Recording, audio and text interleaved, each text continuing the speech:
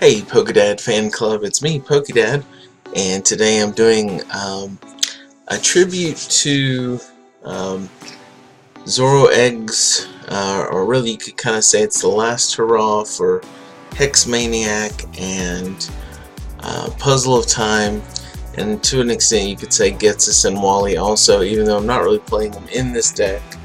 I'm playing Zoroark Eggs, and I'm doing an online tournament, and I'm just kind of giving it one last hurrah. Now I don't think Zoroark Eggs will be dead in Expanded, but with Hex Maniac and Puzzles it will be very soon. I think we've got maybe a week or so before it actually will be banned, and so kind of just giving us a last hurrah here. I'm going to tell you, I've recorded this very early in the morning, so the competition in this tournament is not very strong, but again, it's just a last hurrah for Hex Maniac and Puzzles in general. And so we'll play the deck, we'll talk a little bit about the deck. Basically the big thing is just get a Skyfield and start taking one-hit KOs on whatever's in front of you. But it's got a lot of text in it, and I actually think this deck will do continue to do well. It'll probably require something like Garbodor or Muck to be played in it, and I'm thinking maybe Garbodor would be better because, well, maybe not. You're playing Float Stones anyway, so maybe it would be better to use Garbodor. But anyway, so it looks like we're playing against a Tauros and Lurantis deck, and I don't have the greatest of starts here. And in fact, normally I would go ahead and grab a Bridget here. You do use Tapu Lele to grab a Bridget, but because we'd be dead drawing after that, I go ahead and grab a Shaman so we can set up for 5 more cards. And sure enough, we hit a Tapu Lele, so we can bridge it here, and we'll be set for next turn. We can Colress or some other supporter if we want.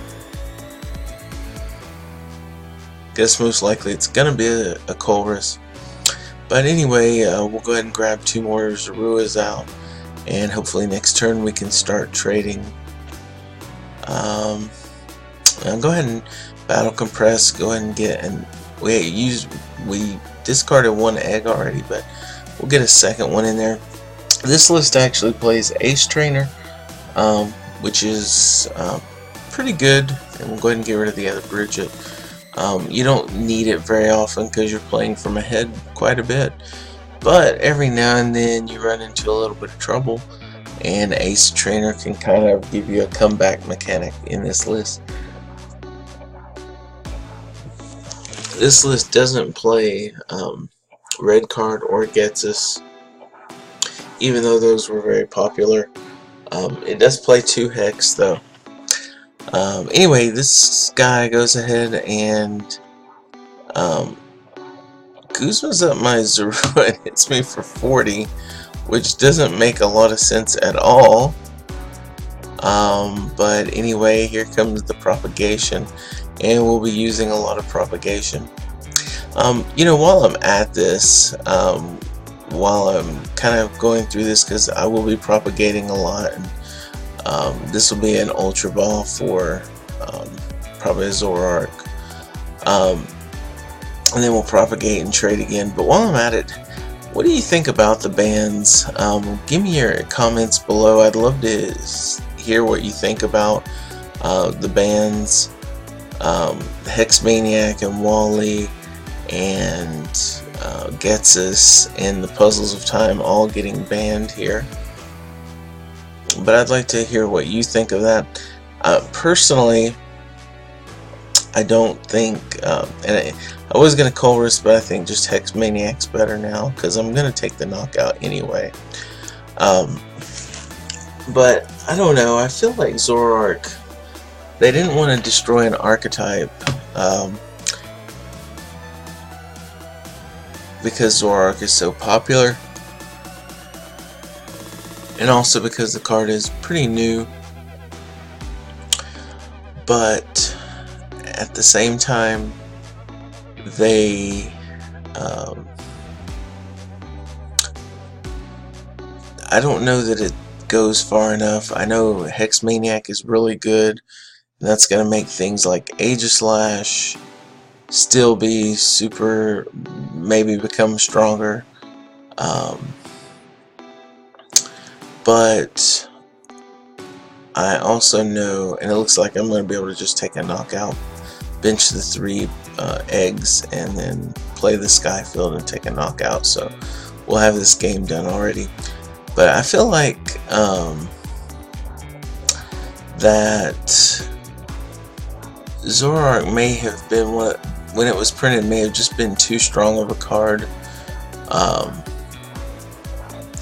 And I was almost kind of hoping that I wouldn't expect it to get banned in Standard, but I was kind of hoping as an archetype it would get banned. Now I know that probably upset some people, just because that was because so many people love Zoroark.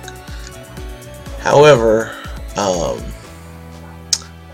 and we'll I know we're gonna have to wait. The tournament has a waiting period, but I went ahead and cut straight to the next next match, so we'll go right into that. But I know a lot of people like Zoroark, but I really think it's been kind of one of those cards that's been too powerful, and it has too much control in the meta, both in Standard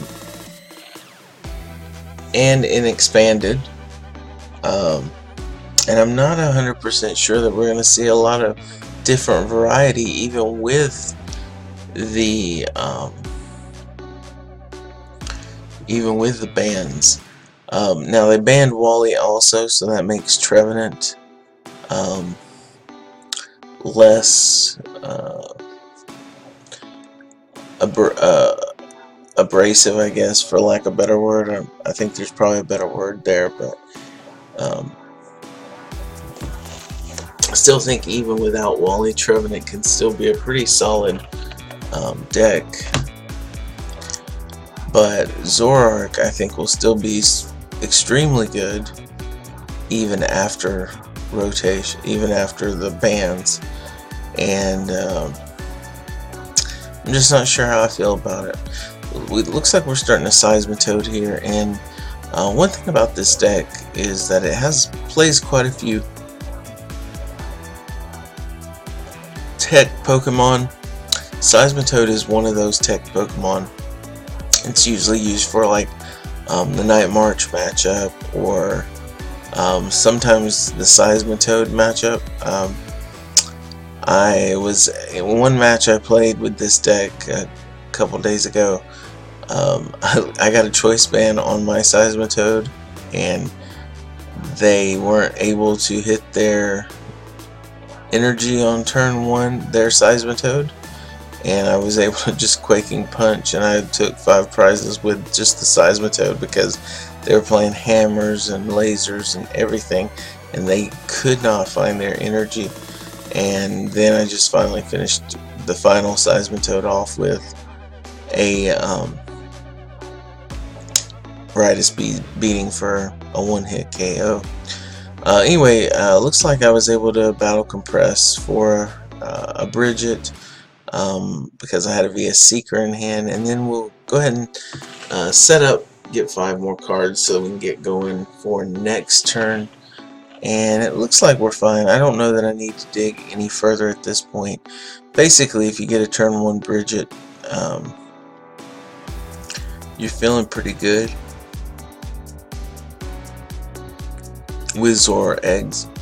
And again, I'm recording this really early in the morning, So I'm not. So the level of play is not great.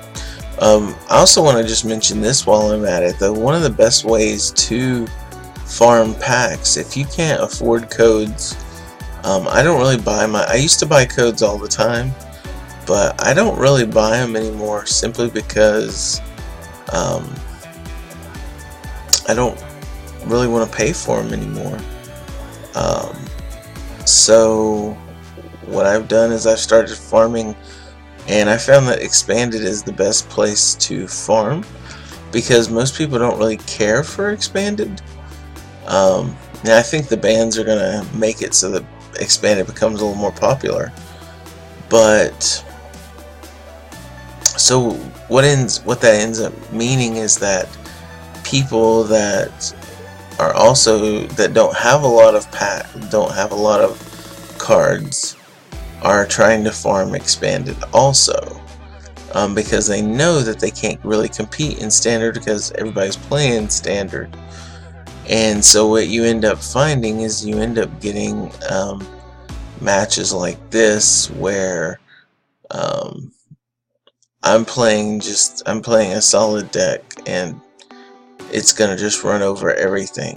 And so if you have a solid deck, and it doesn't even have to be Zoroark Eggs, it could be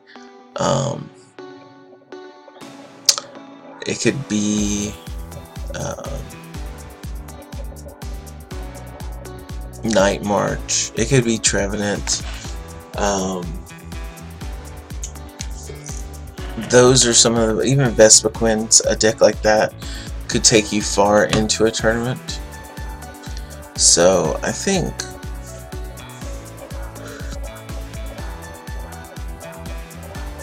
that if you really need to farm packs, you can.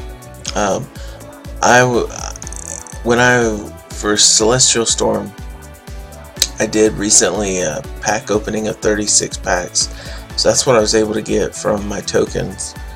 But then I had to farm for Rayquazas, and I finally got them.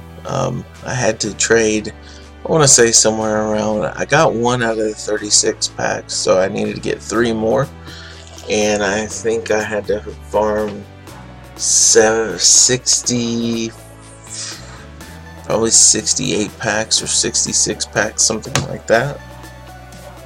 Did it all through playing Trevenant and playing Zoroark Eggs on Expanded tournaments.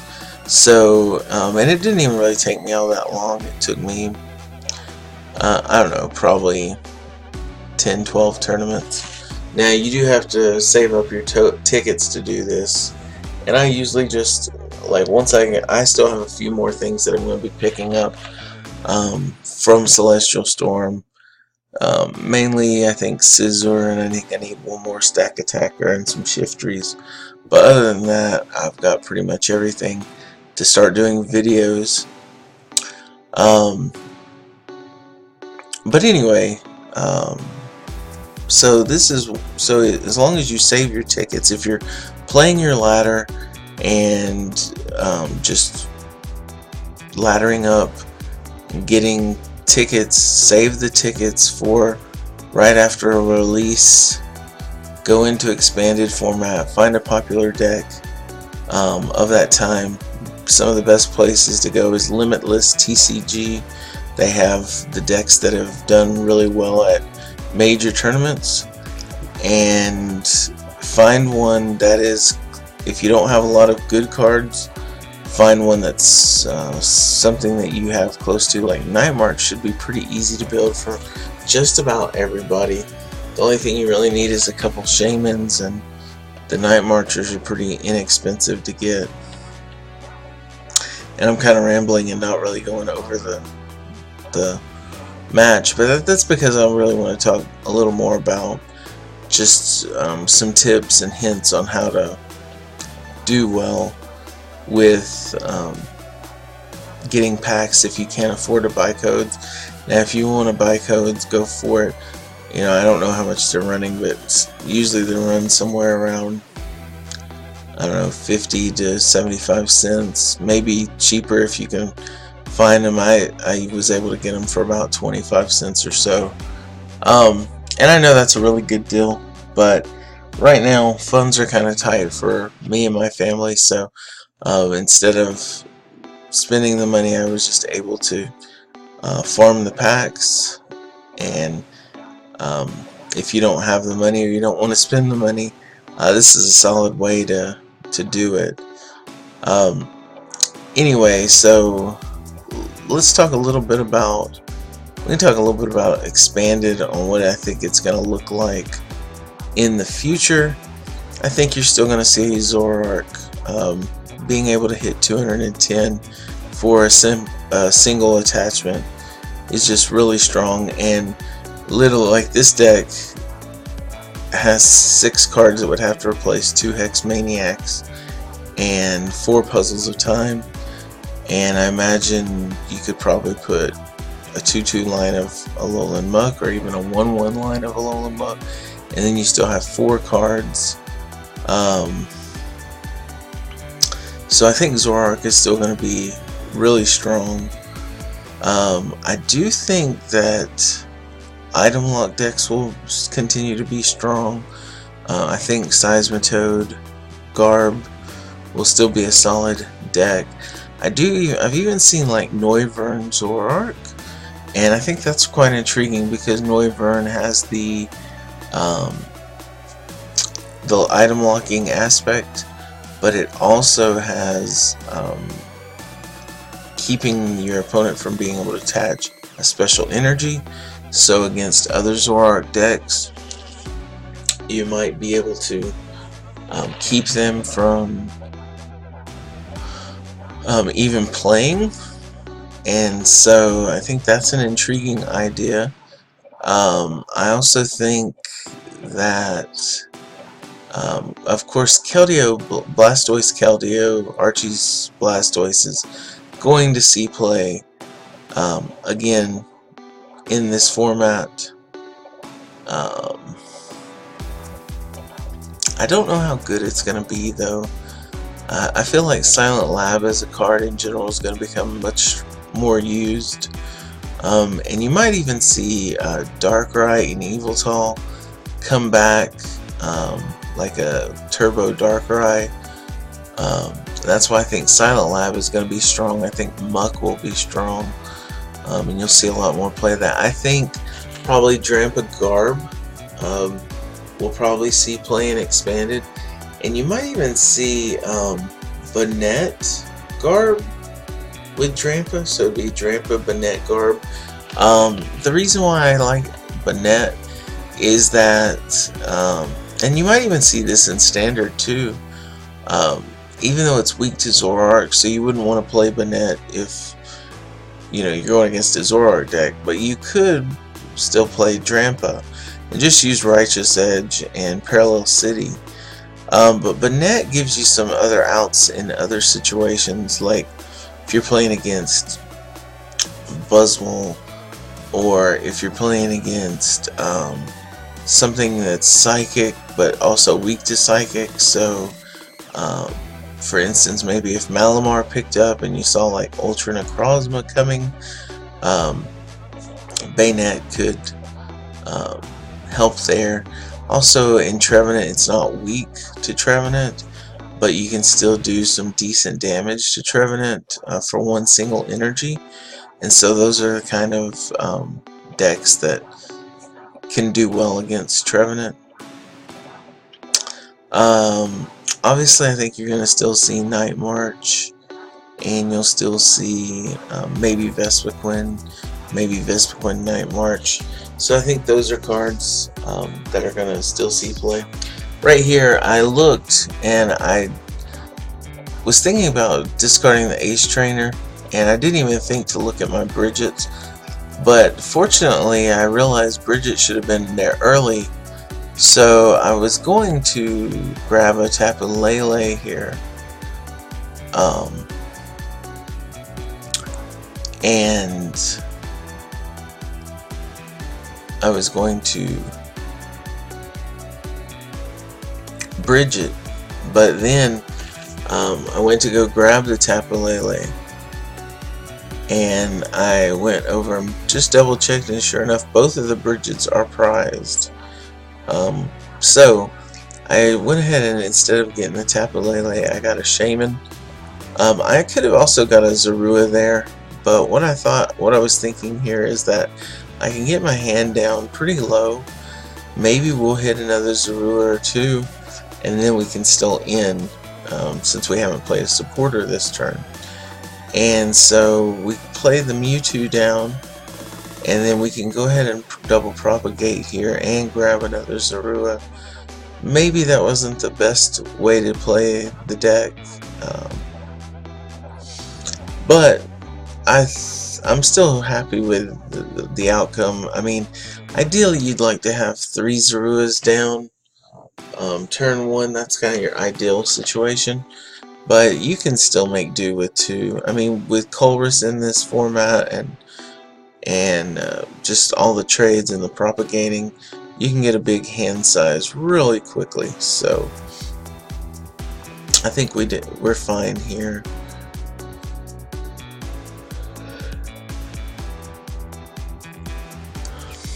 Alright, and so it's now our opponent's turn. And here again we're looking at another deck and we're thinking, what is this? Lele's here, which is really surprising to me, what he gets. I think this is just an outright misplay, but he grabs a Guzma. And I'm thinking to myself, has he got like a DCE to attach to the Lele? Which that kind of makes sense. He would have slowed us down a little bit there. But instead he just overclocks. So he wastes the Lele, and if he wanted to overclock to maximize his card draw, he should have just failed the Lele, I think. But instead he's able to get 1 card off of this, and so because this is Zoroark Eggs and just how strong this deck is, we're able to punish him pretty bad here. So, and we even top deck the Field Blower, which we're only playing 1 of, so that's probably a card that might have to see more play. You might have to play 3 of those because you don't have puzzles to get it back. I don't know. I think the one thing about Zoroark is that without puzzles, you'll just have to really have to use good resource management more. Matter of fact, you might even throw the Oranguru in and use resource management, because it's a pretty good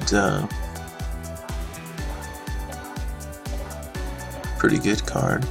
I'll go ahead and throw away the Ace Trainer and the Zero Sick. And maybe you're asking about the Zero Sick, why is it in there? One of the things is when you're playing against Night March, you can Quaking Punch and then use Zero Sick to just slowly get rid of their DCEs. Sometimes they'll put the DCE on a Joltik so you can Quaking Punch for a knockout. But there are other times where they're putting it on a Pumpkaboo or on something else. And so then you want a Quaking Punch along with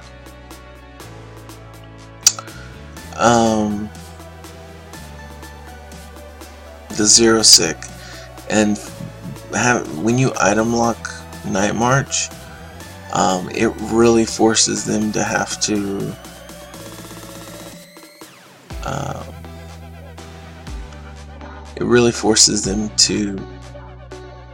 really dig for resources, and usually they have to sycamore a bunch of resources away just to find their DCE. So that's why Zero Sick is in there. I think it's a great card. I think it's a card that should be running a lot of expanded decks simply because there is so much special energy being used in the format. Anyway, we were able to, on turn 2, hit for 180, and we had the choice band, I think, unless we pulled off the prizes. But we could have computer searched for the other one if we needed to. I don't remember if it was pulled off the prizes, but this is a little cheeky play. Unfortunately, it doesn't work, and I think this kind of brings us back full circle. We got a Ninja Boy into an Aegislash, and in the new format, that with the bands in place, that Aegislash would stop us unless we either had a Muck, a Garb, or a Silent Lab. But if we have a Silent Lab, we cannot use Skyfilled. But in this case, we are still doing a tribute to Hex Maniac and Puzzles, and we really didn't use, we used Hex a little bit, but Puzzles we didn't even really need to use. But I just love this. I mean, I kind of like this deck. I wasn't a real big fan of Zoroark, but as I played this deck more and more, I like the tech ideas that are available. And our opponent just concedes after that. I just like the tech ideas that are available for Zoroark, which is why it's so strong, is because you have so much room to tech and still beat your main strategy. And even decks like Buzzwole that supposedly you're weak to, you can still beat. And then you play the Mew and the Mewtwo's, the EX and the regular, and basically Buzzwole becomes a pretty easy match. Night March isn't too difficult. Anyway, we'll take a look at the list. I'll go over some of the stuff, and you know, we won that tournament. And again, this is really more a kind of just a relaxed conversation. I didn't really go into deep commentary or deep strategies because it wasn't really difficult matches, but basically you got the 4/4 line of Zoroark, and then you have the foul play Zoroark. You got Seismitoad and Mew and Mewtwo's that I talked about for the techs. Kind of talked about them. You got Sudowoodo for the mirror match, and we only play 3 eggs, and we got 2 Shaman and 2 Lele. And then Battle Compressors gets your eggs, computer search because you should have an A spec. And Colress, Hex, Zero Sig, Ace Trainer. I kind of talked all about these. We also play In and Cynthia, so it's a pretty strong deck overall. Just the 4 DCE. We do play the special charge, and I just like it because every now and then you do have to discard some stuff. But anyway, guys, I hope you enjoyed this. This is, again, like I said, it's a final tribute to Hex Maniac and Puzzles. We're going to miss them in Expanded, but I think it's overall for the better. So hit like, subscribe, and leave comments. Tell me what you think of Expanded. Do you play it? Are you trying to get involved in it? And if so, in what ways can I help you with my videos to understand it more? You want me to do? I am going to do some more Expanded, so keep an eye out for those. Anyway, this is Pokedad signing out. We'll talk to you later. Bye bye.